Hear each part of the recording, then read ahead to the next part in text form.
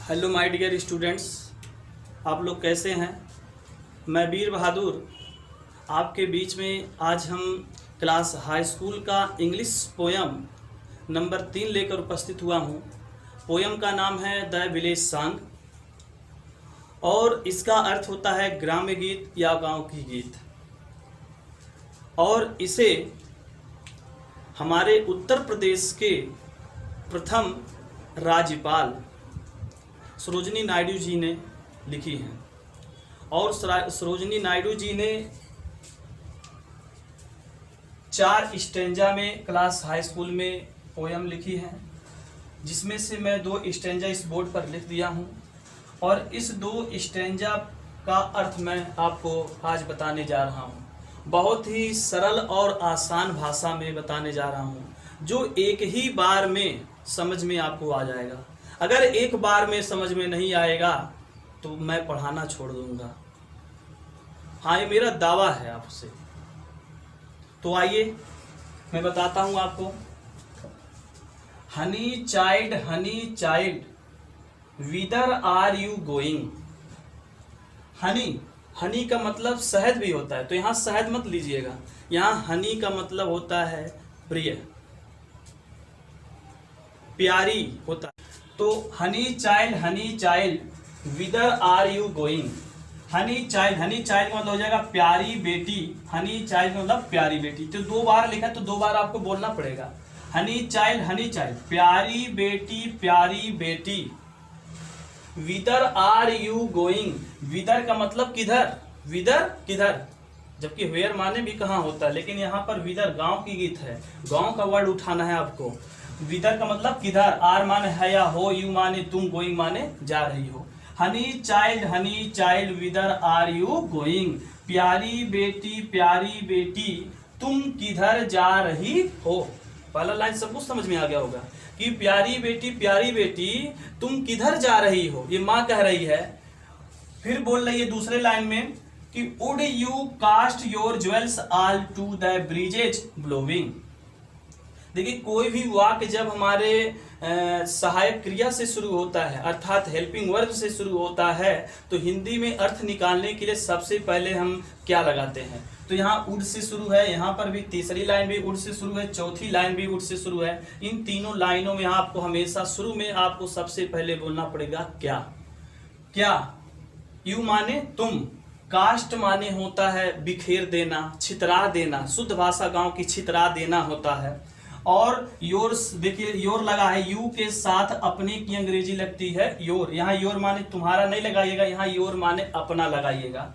Jewels माने गहना होता है, आभूषण होता है। आल माने सभी। टू द ब्रिजेज माने होता है सुहावनी हवा होती है, लेकिन गांव के भाषा में हम इसको बोलेंगे बयार। क्या बोलेंगे, बयार। ब्लोविंग का मतलब होता है बहती हुई। अर्थ देखिएगा, would you cast your jewels all to the breezes blowing. क्या तुम, मेरी उंगली देखिए कहां से कहां जा रहा है। क्या तुम बहती हुई बयार में अपने सभी गहनों को बिखेर दोगी। यानी दूसरे लाइन का अर्थ हो रहा है कि would you cast your jewels all to the breezes blowing. क्या तुम बहती हुई बयार। देखिए, टू द ब्रिजेज ब्लोविंग का मतलब हो जाएगा बहती हुई बयार में। यहाँ टू का मतलब में निकला है। क्या तुम बहती हुई बयार में अपनी सभी गहनों बिखेर दोगी। तीसरी line, would you leave the mother who on golden grain has fed you. फिर देखिए वर्ड आपका जो सेंटेंस शुरू है वुड से शुरू है। एक चीज और आपको समझ में आना चाहिए कि यहाँ विल का पास्ट फॉर्म होता है वुड, और विल मतलब होता है गागेगी। तो यहाँ पर वुड का अर्थ देखिए मैं गागेगी बोल रहा हूँ कि क्या तुम बहती हुई बयार में अपने सभी गहने को बिखेर दोगी। गागेगी आया कि नहीं आया, सिंपल सी बात है। सेम कंडीशन इसमें भी हुई है। Would you leave the mother who on golden grain has fed you. क्या तुम, लीव माने छोड़ देना, द का मतलब यही भी होता है, वही भी होता है, इस भी होता है और उस भी होता है, और मदर का मतलब माँ।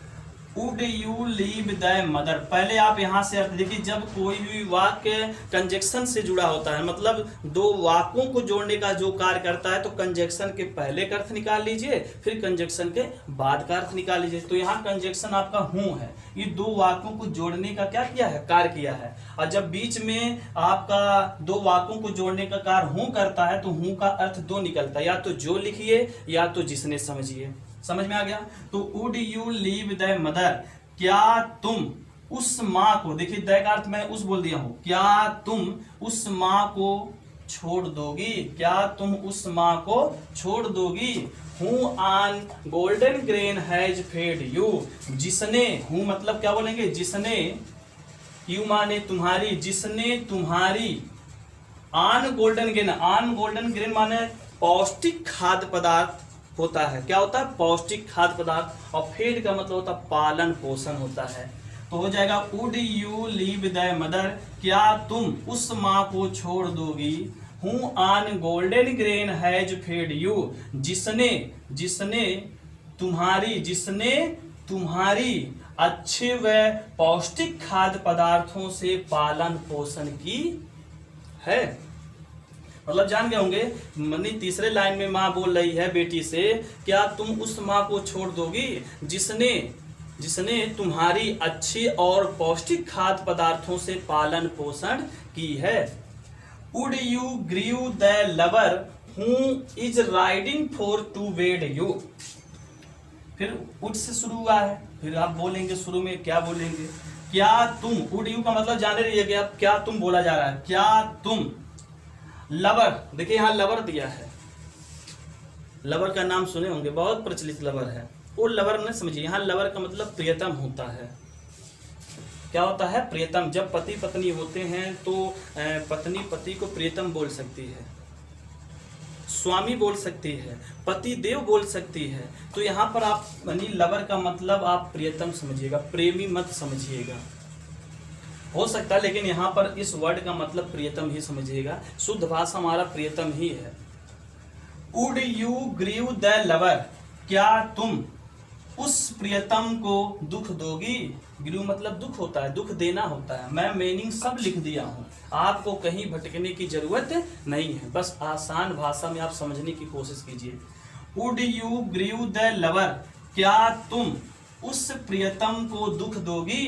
Who is riding for to wed you, जो हूं मतलब जो, यू माने तुमसे, जो तुमसे, टू वेड माने होता विवाह करने के लिए, जो तुमसे विवाह करने के लिए। इज राइडिंग फॉर मतलब होता है इंतजार कर रहा है, जो तुमसे विवाह करने के लिए क्या कर रहा है, इंतजार कर रहा है। देहात भाषा में बोल सकते हैं बाट जो रहा है, बाट जो रहा है। मतलब दो भाषा में बोल सकते हैं, क्या तुम उस प्रियतम को दुख दोगी जो तुमसे विवाह करने के लिए इंतजार कर रहा है, या जो तुमसे विवाह करने की बात जो रहा है। बहुत आसान ही भाषा में मैंने आपको इन 4 लाइन का अर्थ बता दिया, बहुत अच्छी प्रकार से समझ में आया होगा। आइए मैं स्टैंजा नंबर 2 पे पहुंचता हूं। ऊपर वाले स्टैंजा में तो माँ बोली है बेटी से, अब बेटी माँ से कह रही है, बेटी क्या कर रही है, माँ से। ये दूसरी स्टैंजा जो है, बेटी जो है अपने माँ से क्या कर रही है, मदर माइन। मदर माइन मतलब क्या, मेरी प्यारी माँ। मदर माइन मतलब मेरी प्यारी माँ। To the wild forest I am going, to the wild forest I am going. मेरी प्यारी माँ, मैं वीरान, विल्ड फॉरेस्ट माने वीरान जंगल, मैं वीरान जंगल में जाने वाली हूँ, मैं वीरान जंगल में जाने वाली हूँ। वेयर अपॉन द चंपा बोझ, वेयर माने जहाँ, अपॉन माने पर, चंपा माने एक चंपा फूल होता है, बोझ माने होता है कलियां। Where upon the चंपा बोझ the Champa buds are blowing, जहाँ चंपा की डालियों पर, जहाँ चंपा की डालियों पर पीले रंग के खुशबूदार फूल, पीले रंग के खुशबूदार फूल की कलियां क्या हो रही हैं, खिल रही हैं। To the cool haunted river isles where lotus lilies glisten. Cool, cool का देखिए अंग्रेजी यहाँ गलत है, KOYL होना चाहिए, मैंने यहाँ लिख दिया है KOYL होना चाहिए, कोयल की इंग्लिश से होती है लेकिन फिर भी लिखा हुआ है, हम गलत उसको नहीं ठहराएंगे। To the cool haunted river isles where lotus lilies glisten. To the cool haunted, इसको आप अभी छोड़ दीजिए, यहां से अर्थ निकालिए रिवर आइल्स, रिवर्स मान ले नदियों के बीच, आइल्स माने टापू हो। बेटी कह रही है कि नदियों के बीच क्या हो, टापू हो, नदियों के बीच टापू हो। वेयर लोटस लिलीज ग्लिस्टन, जहां कमल का फूल झिलमिलाता रहता है। नदियों के बीच में टापू हो जहां कमल का फूल क्या होता है, झिलमिलाता रहता है। ग्लिस्टन का मतलब होता है झिलमिलाता। मीनिंग मैं सब लिख दिया हूं, इसीलिए मीनिंग बार बार नहीं बोल रहा हूं, आप देख लीजिएगा, आराम से समझ में आ जाएगा। River isles where lotus lilies glisten, river मतलब नदी, आइल्स माने टापुओं, तो यहाँ बोलेंगे नदी के बीच टापू हो, नदी के बीच क्या हो, टापू, वहां नदियों के बीच टापू हो। वेयर लोटस लिलीज ग्लिस्टन, जहां कमल का फूल झिलमिलाता रहता है, जहां कमल का फूल क्या होता है, झिलमिलाता रहता है। टू द कोल हंटेड होता है जहां पर अक्सर कोयल की कूक, जहां पर अक्सर कोयल की कूक का आवाजाही बना रहता है। क्या बना रहता है, वो कोयल की जो कूक होती है वह आवाजाही बना रहता है, आवाहन करती रहती है। The voice of the fairy folk are calling me, O listen. Voice मतलब आवाज, ऑफ माने का, फेरी फॉल्क माने होता परियों की समूह, परियों की अप्सराएं, आर माने है, काली माने बुला रही, मी माने मुझे, ओ लिसन माने सुनो। The voice of the fairy folk are the calling me, हे मेरी प्यारी माँ, परियों की अप्सराएं आवाहन कर रही हैं और मुझे क्या कर रही हैं, बुला रही हैं। अब मैं चलता हूँ स्टैंजा नंबर 3 पर। स्टैंजा नंबर 3 जो है, इसमें फिर माँ अपने बेटी से कहती है, माँ जो है अपने बेटी से क्या कह रही है, honey child the world is full of pleasure. प्यारी बेटी यह संसार, द वर्ल्ड मतलब यह संसार, फुल ऑफ द प्लेजर माने खुशियों से भरा हुआ है। Honey child the world is full of pleasure. प्यारी बेटी यह संसार खुशियों से क्या है, भरा हुआ है, यह संसार खुशियों से भरा हुआ है। यानी माँ अपने बेटी से तीसरे स्टेंजा में कह रही है, प्यारी बेटी यह संसार जो है खुशियों से क्या है, भरा हुआ है। Of bridal song and cradle song and sandal scented leisure. इसमें फिर माँ कह रही है बेटी से कि देखो विवाह के गीत, ब्राइडल सॉन्ग माने विवाह के गीत गाए जा रहे हैं, देखो विवाह के गीत गाए जा रहे हैं। एंड प्लेजर सॉन्ग्स, और झूलों की गीत की आवाज आ रही है, और झूलों की गीतों की क्या आ रही है, आवाज आ रही है। एंड सैंडल सेंटेड लाइजर, और हर जगह चंदन की भीनी भीनी खुशबू क्या कर रही है, वातावरण में महका रही है।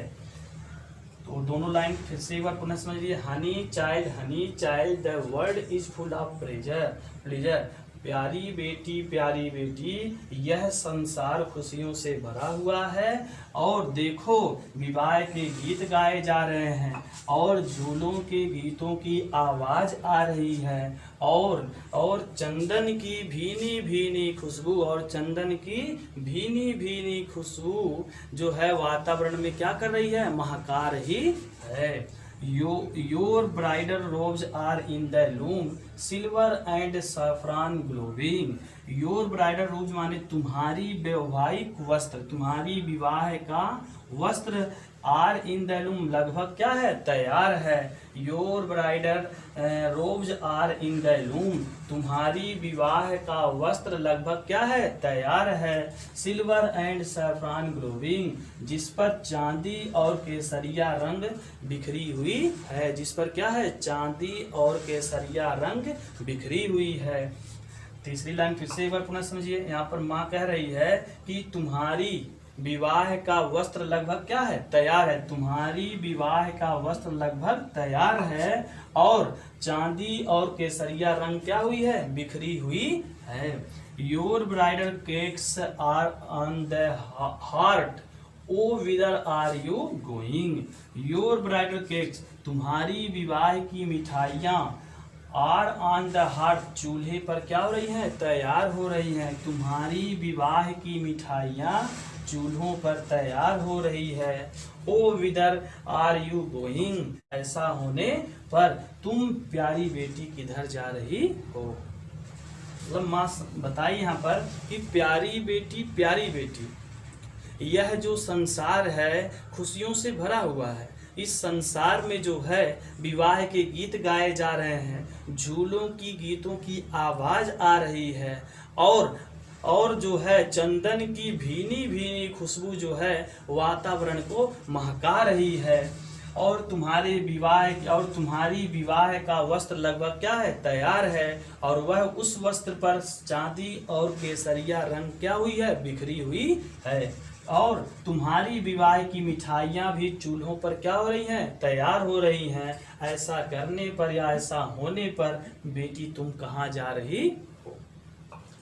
अब स्टैंजा नंबर 4 में हम आते हैं। अब इसमें बेटी अपने माँ से क्या कह रही है, चौथी स्टैंजा में, कि the bridal songs and the cradle song have the condense of सारो। यहाँ पर विवाह के गीत और झूले की गीत, विवाह के गीत और झूले की गीतों में रह रहकर, यानी विवाह की गीत और झूलों की गीतों में रह रहकर, यानी दुखों का चढ़ाव और उतार का प्रतिबिंबित कर देता है। मतलब विवाह का गीत और झूलों का गीत, विवाह का गीत और झूलों का गीत रह रह कर दुखों का चढ़ाव और उतार प्रतिबिंबित कर देता है। तो the laughter of the sun today, सुख आज का उजली धूप है, तो कल मृत्यु का क्या है, बारी है। Far sweeter sound the forest notes where forest stream are falling. Far sweeter sound the forest notes where forest stream are falling. दूर दूर से आती हुई जंगलों की साए साए की आवाज आ रही है। स्ट्रीम आर फॉलिंग, और जलप्रपातों से गिरता हुआ पानी रोमांच सृष्टि कर देता है। ओ मदर माइन, इसलिए हे मेरी प्यारी माँ। ओ मदर माइन मतलब हो जाएगा कि इसलिए हे मेरी प्यारी माँ, आई कैन नॉट स्टे, मैं ठहर नहीं सकती। The fairy folk are calling, क्योंकि परियों की अप्सराएं मुझे क्या कर रही हैं, बुला रही हैं।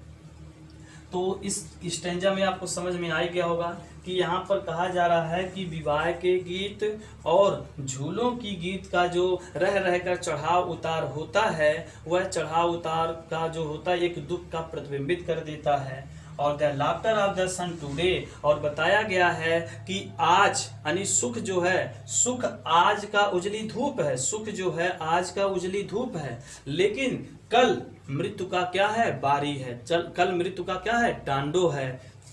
The far sweeter sound the forest notes where the forest stream are falling, और कहा जा रहा है कि दूर से आती हुई जंगलों की साए साए की आवाजें आ रही हैं, और जलप्रपातों से गिरता हुआ पानी जो है रोमांच सृष्टि कर देता है। इसलिए हे मेरी प्यारी माँ, मैं ठहर नहीं सकती, और मुझे परियों की समूह क्या कर रही हैं, बुला रही हैं, आह्वान कर रही हैं। अगर आपको यह वीडियो, यह पोयम पसंद आया हो तो आप इसे लाइक, शेयर, कमेंट और सब्सक्राइब अवश्य करें। जय हिंद, जय भारत।